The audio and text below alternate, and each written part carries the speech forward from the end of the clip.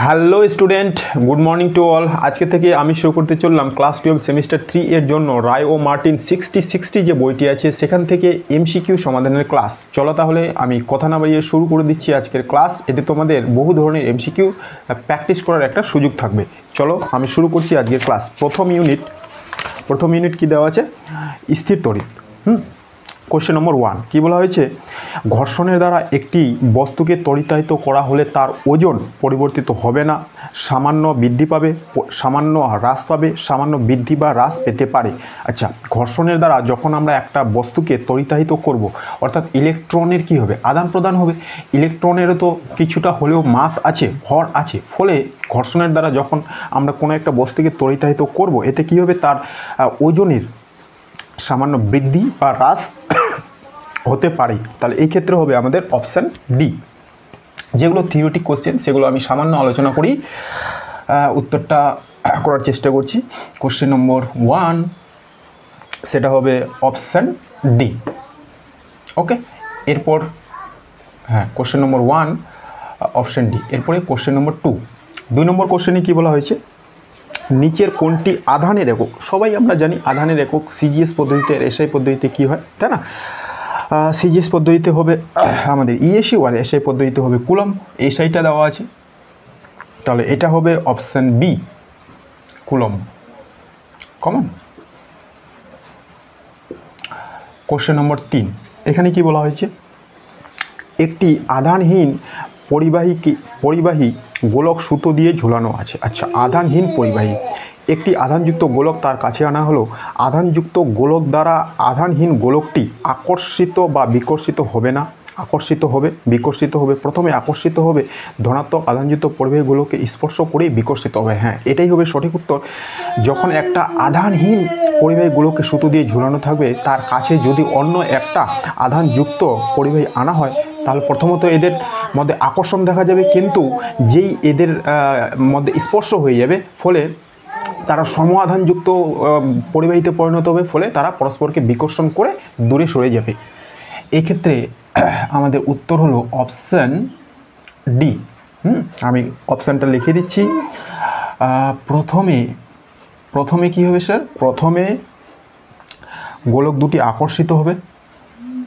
Common, গোলক দুটি আকর্ষিত হবে, এবং আকর্ষিত হওয়ার পরে তারা পরস্পরের কাছে চলে আসবে। এবার স্পর্শ হয়ে গেলেই সম আধানে আহিত হবে, ফলে পরস্পরকে বিকর্ষণ করবে, এবং আধানযুক্ত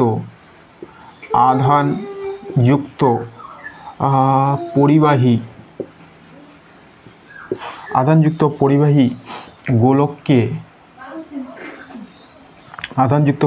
গোলককে স্পর্শ করেই বিকর্ষিত হবে। ওকে, এরপর আমি চলে গেলাম কোশ্চেন নম্বর 4 নম্বর কোশ্চেনে কি বলা হয়েছে?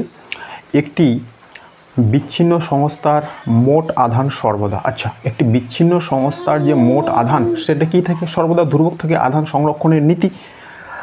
তাহলে 4 নম্বরের হবে অপশান ডি, ধ্রুবক থাকে। 5 নম্বরে কি বলা হয়েছে? একটি আহিত বস্তুর আধানের সর্বনিম্ন মান, আমরা আধানের কোয়ান্টায়ন নীতি পড়েছি, সেই আধানের কোয়ান্টায়ন নীতি অনুযায়ী কোনো একটা আধানের সর্বনিম্ন মান কত হতে পারে? ইলেকট্রনের সংখ্যার পূর্ণ গুণিতকে হতে পারে। তাহলে আমাদের এই অপশানগুলো, আচ্ছা, এখানে যেগুলো দেওয়া আছে তার মধ্যে ডাইরেক্ট যে ইলেকট্রনের আধান সেটাই উত্তর হবে 5। সেক্ষেত্রে আমরা লিখতে পারি যে আহিত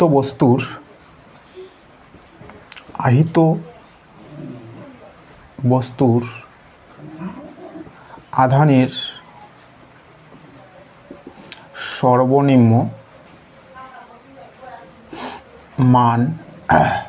সর্বনিম্ন মান হয় ইলেকট্রনের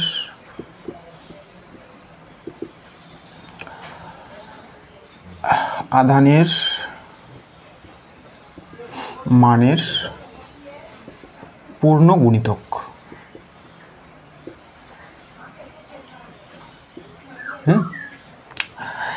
সেই জন্য এটা হবে আমাদের অপশান বি, যেটা দেওয়া আছে 1.6 into 10⁻⁻19 coulomb.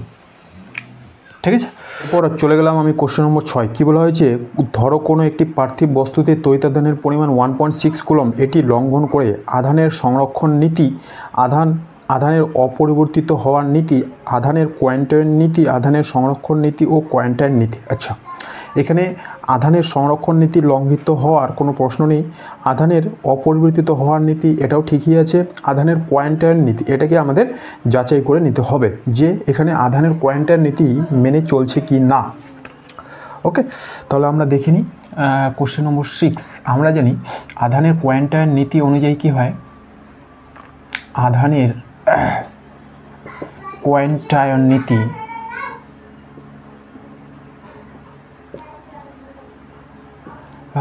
Q is equal to any. ওকে, এবার আমাদের কিউ দেওয়া আছে 1.6 কুলম, এনটা আমরা বের করব, আর ইলেকট্রনের যে আধান সেটা আমরা জানি 1.6 ইন্টু 10⁻⁻19 কুলম। ওকে, অতএব N is equal to 1.6 by 1.6 into 10⁻⁻19। তাহলে এটা কেটে গেল, এটা চলে যাবে উপরে 10⁻19। তাহলে দেখতে পাচ্ছি এন কিন্তু এখানে আমাদের পূর্ণ সংখ্যায় বের হচ্ছে, অতএব এটা আধানের কোয়ান্টাইন নীতিটাও মেনে চলছে। এই ক্ষেত্রে অপশান সি দেওয়া আছে, এটা মনে হচ্ছে আমার অপশান সিটা হবে না। যদি অপশান সি হতো তাহলে এটাকে কোনো ভগ্নাংশ বের হতে হতো। ওকে, তো আমি চলে গেলাম নেক্সট অঙ্ক, কোশ্চেন নম্বর 7। কী বলা হয়েছে, নিচের কোনটি একটি কণার আধান হতে পারে না। আচ্ছা, এবারেও আমাদের আধানের কোয়ান্টাইন নীতি অনুযায়ী যে 4টা অপশান দেওয়া আছে সেগুলো যাচাই করতে হবে। কোশ্চেন নম্বর 7, তাহলে এই জিনিসটা আমাদের কাজে লেগে যাবে। কোশ্চেন নম্বর 7, আধানের কোয়ান্টাইন নীতি অনুযায়ী আমরা এইটা জানি। এবার অপশান এ, অপশান টেস্ট করতে হবে। হ্যাঁ, যেটা দেওয়া আছে সেটা হলো কত আধান, এখানে কিউ যেটা দেওয়া আছে সেটা হলো 1.6 ইন্টু 10⁻⁻7 কুলম। এটা কি কোনো একটা তড়িতাহিত বস্তুর আধানের মান হতে পারে? সেই জন্য আমরা এনটাকে দেখব, যাচাই করি যে কত বের হচ্ছে। এন ইজিক্যাল টু কী হয় sir, q by e. Q কত, এটা 1.6 ইন্টু 10⁻⁻7 আর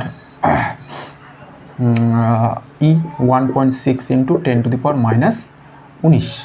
ঠিক আছে, তো 1.6 কেটে গেল, এটা চলে যাবে উপরে, তাহলে থাকছে 10⁻12।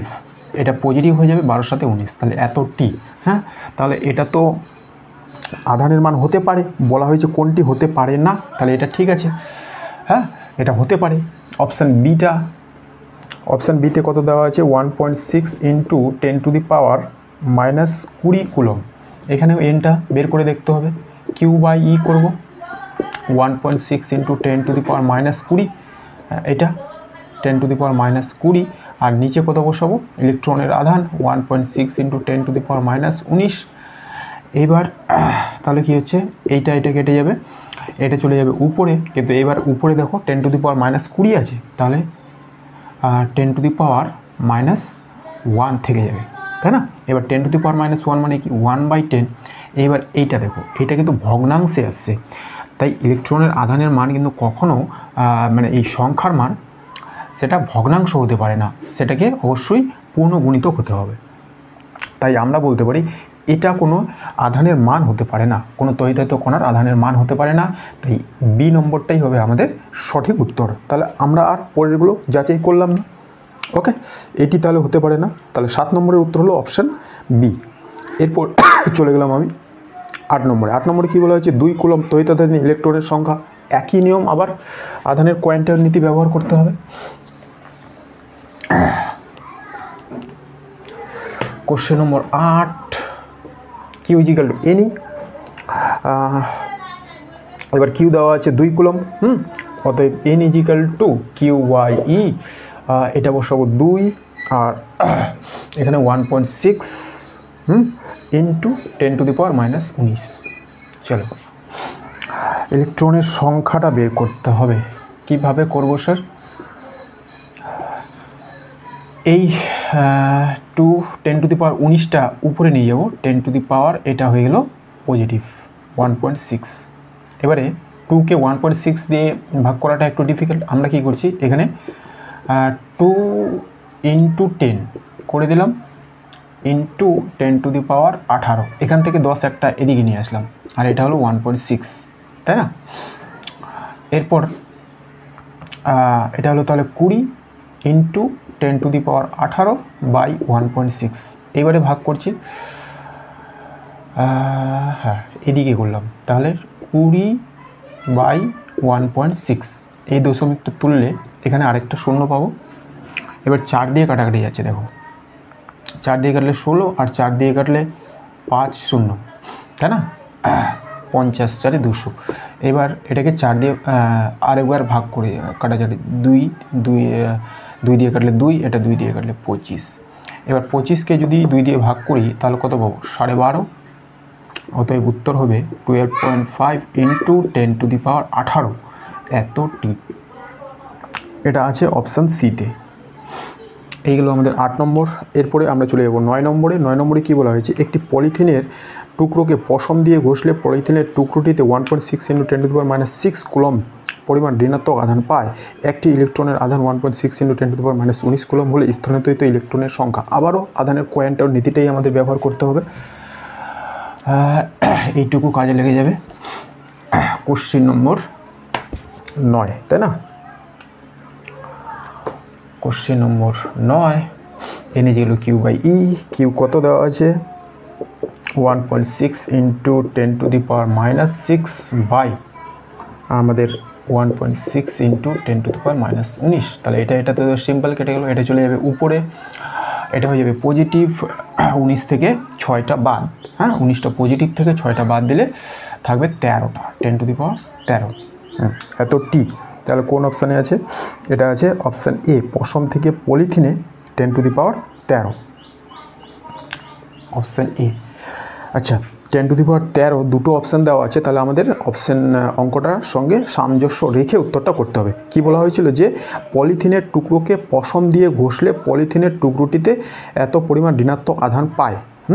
পলিথিনের টুকরোকে কাক দিয়ে ঘষবো আমরা? পশম দিয়ে ঘষবো। তাহলে পলিথিনের টুকরোটি ঋণাত্মক আধান পায়, তাহলে যেটি ঋণাত্মক আধান পাবে, অর্থাৎ সেইখানে কি হয়েছে, ইলেকট্রনের সঞ্চার হয়েছে, বুঝে গেছে? তাহলে ঋণাত্মক আধান কে পেয়েছিল, আগে আমরা সেটা লিখে দিচ্ছি। দেখো কার কার মধ্যে ঘর্ষণ করা হয়েছিল, পলিথিন ও পশম, এদের মধ্যে ঋণাত্মক আধান কে পায়? পলিথিনের টুকরো, এটা হয় নেগেটিভ। তাহলে এটা অবশ্যই পজিটিভ হতো এখান থেকে, তার মানে এখান থেকে ইলেকট্রন এখানে জমা হয়েছে, তাহলে ইলেকট্রনের সঞ্চার কোথায় হয়েছে? পলিথিনের মধ্যে। ওকে, তাহলে অপশান এটার সঙ্গে এটা মিলবে, যে পশম থেকে ইলেকট্রন পলিথিনে এসেছে। অপশান এটা সঠিক। যেটা অপশান সি দেওয়া আছে, পলিথিন থেকে পশমে, পলিথিন থেকে পশমে ইলেকট্রন গেলে তো পশমটা নেগেটিভ হতো, তাহলে উত্তর হবে অপশান এ। ওকে, তারপরে আমরা চলে যাব কোশ্চেন নম্বর 10। এখানে কি বলা হয়েছে, কোনো বস্তুতে -160 মাইক্রোকুলম আধান আছে, বস্তুটিতে অতিরিক্ত ইলেকট্রন থাকবে। আচ্ছা, আবার আধানের কোয়ান্টাম নীতি ব্যবহার করতে হবে। কোশ্চেন নম্বর 10, কিউ কত স্যার? কিউ হচ্ছে এবার -160 × 10⁻6 মাইক্রো দেওয়া আছে, তাই না? মাইক্রো এত। আর এবার যদি এখানে নেগেটিভ চিহ্ন দেওয়া থাকে, তাহলে আমরা ইলেকট্রনের আধানের ক্ষেত্রেও মাইনাসটা বসাবো, আমরা যেহেতু সংখ্যাটা নির্ণয় করব সেই জন্য। নাহলে আমরা এই চিহ্নটা যদি বাদ দিতাম তাহলে এখানে নিতাম না, আমাদের এনটা বের করা নিয়ে কথা। 1.6 × 10⁻19। এবার মাইনাস মাইনাস কেটেই গেল। এইবার হ্যাঁ, একটা কাজ করতে পারি, এই দশমিকটা তুলে দিলেই সুবিধা হয়ে যাবে। দশমিকটা তুলে দিলে এখানে একটা শূন্য হয়ে গেল, দশমিক তুলে দিলাম, এটা 16, আর এটাকে যখন উপরে নিয়ে যাব তখন 10⁻13, 19 থেকে 6টা বাদ, হ্যাঁ 13টা থাকবে। এবার এটা দিয়ে কাটলে 16 এক 10 100, তাহলে থাকছে 10⁻15টি। 13 আর 2 15টি। উত্তর হলো তাহলে আমাদের অপশান বি। এরপর কোশ্চেন নম্বর 11 কী বলা হয়েছে, একটি ধাতব নিস্তড়িত পাত থেকে যদি 10⁻19 সংখ্যক ইলেকট্রন অপসারিত হয় তবে ওই পাতের কুলম্ব এককে আধান হবে। আচ্ছা, এই অঙ্কটা 11 নম্বর অঙ্কটা আর যেটা আমাদের অপশান ম্যাচ করছিল না 6, দেখো একই অঙ্ক, তাই না? ওইখানে যেমন আধান ছিল কত, 6 নম্বর অঙ্কটাতে আধান যেটা ছিল কিউ, সেটা ছিল 1.6 কুলম্ব, আর আমাদের এন কত বের হয়েছিল, এন বের হয়েছিল 10⁻19, এটা বের হয়েছিল, তাই না? আর যেটা 11 নম্বর অঙ্ক, সেইখানে এবার বলা হয়েছে যে এন কতগুলো আছে, 10⁻19টা এন আছে, এতটি এন আছে। হ্যাঁ, তাহলে কিউ কত হবে, সিম্পলি এটা 1.6 কুলম্ব, এতটা কিউ হবে, এত কুলম্ব। হ্যাঁ, তাহলে উত্তর কোনটা হবে স্যার, অপশান এ। তার মানে এখান থেকে আমরা বলতে পারছি যে এই যে 6 নম্বর অঙ্কটা সেটা আধানের পয়েন্টার নীতিটা কিন্তু মেনে চলেছিল, বোঝা গেছে? আর এটা যদি কেউ ক্যালকুলেশন করে বের করতে চায় পারবে, সিম্পল। আমাদের এত সংখ্যক আধান আছে, আমাদের বের করতে বলেছে কিউটা, তবে আমরা কি জানি কিউ ইজিক্যাল টু হয় এন ই, তাই না? এন কত দেওয়া আছে, 10⁻19, ই কত আমরা জানি 1.6 × 10⁻−19, ঠিক আছে? তাহলে এটার সঙ্গে এটা কেটে গেল, থাকলো কত, 1.6 কুলম্ব। অপশান এটা উত্তর। আমি শুধু এটার সঙ্গে যেহেতু অঙ্কটা মিল ছিল সেই জন্য একটু দেখিয়ে দিলাম। এরপরে আমি চলে যাচ্ছি কোশ্চেন নম্বর 12। কী বলা হয়েছে, একটি আয়নের আধান -3.204 × 10⁻−19 কুলম্ব, মৌলটির চিহ্ন কি হবে? আচ্ছা, যদি কোনো একটা আয়নের আধান -3.204 হয়, তাহলে চিহ্ন কী হবে? আসলে এখান থেকে আমাদের এনটা বের করতে হবে, তাই না? যে কয়টা ইলেকট্রন বেশি আছে সেটা। তাহলে আমি চলে গেলাম কত, কোশ্চেন নম্বর এটা 12। কয়টা ইলেকট্রন বেশি আছে সেটা আগে আমরা বের করে নেব। দেখো, -3.2 × 3.204 × 10⁻−19/1.6 × 10⁻19। আচ্ছা, এই যে এটা দিয়ে যদি কাটবো তাহলে কত হবে, 16 দুগুণে 2 দিয়ে গুণলে 3.2, তাহলে এটা দিয়ে এটাকে কেটে যাচ্ছে। এই যে 0.4 সেটা না ধরলেও চলবে, এটা দিয়ে এটা সম্পূর্ণ কেটে যাবে, থাকবে 2, আর এটা তো কেটেই গেল, তার মানে দুটি ইলেকট্রন কি হয়েছে, কোনো একটা আয়নের মধ্যে এসে জমা হয়েছে। হ্যাঁ, তাহলে এই থেকে আমরা যেটা বুঝতে পারলাম যে উক্ত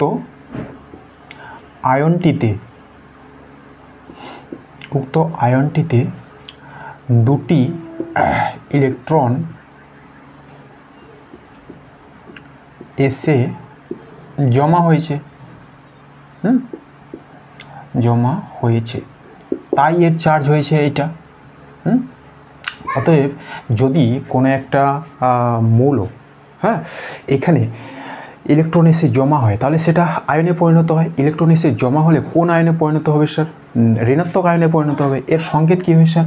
এক্স যদি একটা মৌল হয়, এতে যদি ঋণাত্মক আয়ন এসে জমা হয় তাহলে এটা যে আয়নে পরিণত হবে তাকে আমরা কী ভাবে লিখব? -2। ওকে, আর যদি বেরিয়ে যেত তাহলে +2 হতো। অতএব এটা হবে আমাদের অপশান ডি। এরপর আমি শুরু করলাম কোশ্চেন নম্বর 13। কী বলা হয়েছে, কোনো কণার আধানের পরিমাণ বেগের উপর নির্ভরশীল হলে কণাটির মধ্যস্থিত আধানের পরিমাণ দ্রুত হারে বৃদ্ধি পাবে। আচ্ছা, কণার আধানের পরিমাণ বলা হয়েছে বেগের উপর নির্ভরশীল, তাহলে কণাটির আধানের পরিমাণ দ্রুত হারে বৃদ্ধি পাবে। এইটা কেমন যেন মনে হচ্ছে যে বেগের উপর নির্ভরশীল হলে আধানের পরিমাণ দ্রুত হারে বৃদ্ধি পাবে, এটা আমরা সঠিক বলে মনে করতে পারছি না। এরপরে দেখো অপশান বি যেটা বলা হয়েছে, কণাটির পরমাণুর নিরপেক্ষতা লঙ্ঘিত হবে। হ্যাঁ, এটা কিছুটা হলেও সঠিক, কারণ যদি পরমাণুর আধানের পরিমাণ বেগের উপর নির্ভরশীল হয়ে যায়, তাহলে আমরা জানি পরমাণু কী হয়, নিস্তরিত হয়। এবার বেগের উপর নির্ভরশীল হলে একই পরমাণু যখন কম বেগে চলবে, তার পরমাণুর যে নিরপেক্ষতা অর্থাৎ তড়িৎ নিরপেক্ষতা সেটা আলাদা। এরপরে যখন বেশি বেগে চলবে, সেই ক্ষেত্রে তড়িৎ নিরপেক্ষতা আলাদা, অর্থাৎ তড়িতের পরিমাণ আলাদা। তো এইটা কিন্তু সঠিক না, ঠিক আছে। তো অপশান হবে এক্ষেত্রে বি, পরমাণুর তড়িৎ নিরপেক্ষতা লঙ্ঘিত হবে। এটা একটা হাইপোথেটিক্যাল কন্ডিশন বলা হয়েছে, তাহলে অপশান বি,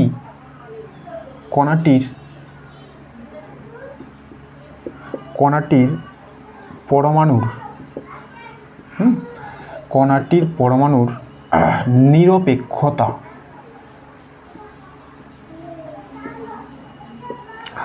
লঙ্ঘিত হবে।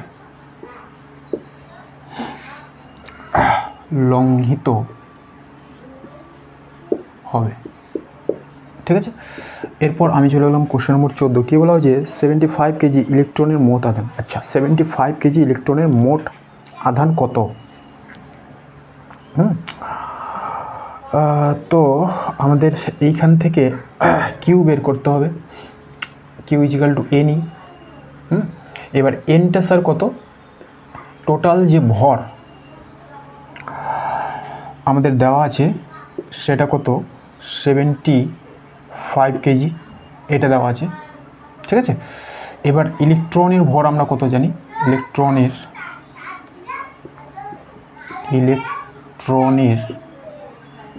ভর সেটা হলো 9.1 × 10⁻³ কেজি। তো এনটা স্যার কত হবে, এন কতগুলো ইলেকট্রন আছে এত কেজির মধ্যে, 75 কেজি বাই এটা 9.1 × 10⁻³ এতটা ইলেকট্রন আছে। তাহলে কিউ সমান কত হলো, q is equal to n, n মানে এটা 75 বাই 9.1 × 10⁻³ আচ্ছা, তারপরে ই এর মান -1.6 × 10⁻⁻19 এটা, ঠিক আছে। এবার মাইনাসটাকে প্রথমে নিলাম, এখানে 75 আর এখানে থাকছে 1.6 বাই 9.1 ইন্টু এটা চলে যাবে উপরে, তাই তো, এটা চলে যাবে উপরে, 10⁻19 আছে -19, এটা পজিটিভ হয়ে যাবে, তাহলে থাকবে 10⁻11 এখান থেকে, আর 12 10⁻12। এরপর এই দশমিক উঠে যাবে, তাহলে এটা আর এটা গুণ করব, 75কে 16 দিয়ে গুণ, 6 × 30, 42, 45, তারপরে 75, 0 0, 7 4 11, 1200। এবার 12, হ্যাঁ, এটাকে ভাগ করব কত, 91 দিয়ে, 1200 আগে গেল আমাদের কয়বার, আচ্ছা 1200 দিয়ে, তাই তো, হ্যাঁ, একবার যাবে আগে 91, তাহলে এটা কত হচ্ছে 9, আর এটা 10 হয়ে গেলে 29। এরপরে কয়বার যাবে স্যার, 3 বার, 9 3 27, 3 একে 3 আর 9 3 27, 3 একে 3, 9 3 27, 9 3 27, হ্যাঁ, এখানে বিয়োগ করলে 7, এটা গেল 8, তো 1। এরপরে আমরা দশমিক নিয়ে 0 নিতে পারি, হ্যাঁ, আর তো ভাগ যাবে না, তাহলে দশমিক নিব। এরপরে দুবার যাবে না কি, 91কে 2 দিয়ে গুণ করলে 2 9 2 18 আছে, দুবারে বেশি হয়ে যাচ্ছে, তাহলে একবারই দিতে হবে, একবারে দিলে 91, এখানে বিয়োগ করলে কত হবে, 9, এটা হয়ে গেল 10 তাহলে 7, এটা কেটে যাবে, তাহলে 0। এইবারে কিন্তু একটা বড় সংখ্যা দিয়ে ভাগ যাবে, মানে 8 বার, প্রায় 8 বারের মতো যাবে, ঠিক আছে, যেহেতু 790 আছে 8 বারের মতো যাবে, তাহলে আমরা সম্পূর্ণ ভাগটা করতে হবে না, এইটুকু মোটামুটি অ্যাপ্রক্সিমেটে নিয়ে আসলেই হবে। তাহলে মাইনাস কত হচ্ছে 13 পয়েন্ট, আমরা এটাকে 2 ধরে নিলাম, 18 আছে তো, তাহলে এটাকে 13.2 ধরে নিলাম। তাহলে মাইনাস 13.2 ইন্টু 10⁻12।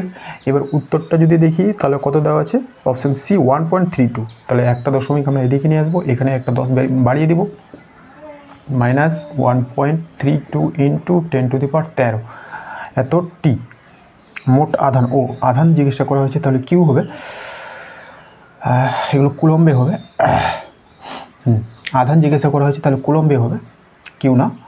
তাহলে উত্তর হলো অপশান সি। ঠিক আছে, তারপরে কোশ্চেন নম্বর 15 কী বলা হয়েছে, আধানের কোয়ান্টাইন বোঝায় যে আধানের অস্তিত্ব নেই, ন্যূনতম আধানের অস্তিত্বের সম্ভাবনা, কণাতে তড়িতের উপস্থিতি, তড়িৎ উৎপাদন করা যায় না। আধানের কোয়ান্টাইন কী বোঝায়, যে ন্যূনতম কত মানের আধান কোনো জায়গায় থাকতে পারে, এটাই বোঝায়। তাহলে সেটা হবে কত নম্বর উত্তর, 15 নম্বরটা হয়ে যাবে আমাদের, কোশ্চেন নম্বর যেটা 15 সেটা হয়ে যাবে কোনটা sir, option B, option B, এটা হয়ে গেল আমাদের 15। তারপরে চলে যাবো আমরা কোশ্চেন নম্বর 16। কী বলা হয়েছে, একটি সাবানের বুদবুদকে ঋণাত্মক আধান দেওয়া হলো, সেটির ব্যাসার্ধের কী পরিবর্তন হবে। এটা তো একটা বাচ্চা ছেলেও বলতে পারবে, যদি ঋণাত্মক আধান দিই বিকর্ষণ বল বৃদ্ধি পাবে, এতে তার ব্যাসার্ধ বৃদ্ধি পাবে।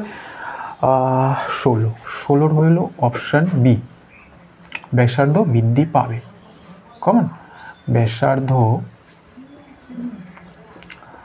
বৃদ্ধি পাবে। কোশ্চেন নম্বর 17 কী বলা হয়েছে, ঈর্ষাই পদ্ধতিতে আধানের তলমাত্রিক ঘনত্বের একক হলো। আচ্ছা, তলমাত্রিক ঘনত্বের একক জিজ্ঞাসা করা হয়েছে। আমরা তলমাত্রিক ঘনত্ব সমান সমান কি জানি, আধানের তলমাত্রিক ঘনত্ব sigma is equal to Q by ক্ষেত্রফল, আধান বাই ক্ষেত্রফল। ঠিক আছে, তাহলে আধানের একক I T, q is equal to I T. আচ্ছা, আধানের একক কুলম্ব আর ক্ষেত্রফলের একক মিটার স্কোয়ার। তাহলে কুলম্ব মিটার -2, এটা দেওয়া আছে কি, কুলম্ব মিটার -2, হ্যাঁ এটা অপশান সিতে। এরপরে 18 নম্বরে কী বলা হয়েছে স্যার, আধানের তলমাত্রিক ঘনত্বের মাত্রীয় সংকেত আছে। এবার মাত্রীয় সংকেতটাও বের করে নিই। তাহলে সিগমা ইজিক্যাল টু আমরা দেখলাম হলো কিউ বাই এ, কিউ মানে আইটি এর মাত্রা আর ক্ষেত্রফলের মাত্রা এল স্কোয়ার। তাহলে কী হবে sir, L⁻² I T, L⁻² I T, option বিতে দেওয়া আছে। আচ্ছা, এ এখানে এই যে কিউ, সেটাকে আমরা আইটিও লিখতে পারি অথবা এটিও লিখতে পারি, এখানে এটিও দেওয়া আছে। ওকে, তাহলে L⁻AT, এটা হবে অপশান বি, তাই না, অপশান বি। তাহলে ঠিক আছে বন্ধুরা, আজকের মতো ক্লাসটি আমি এখানে রাখছি, ধন্যবাদ।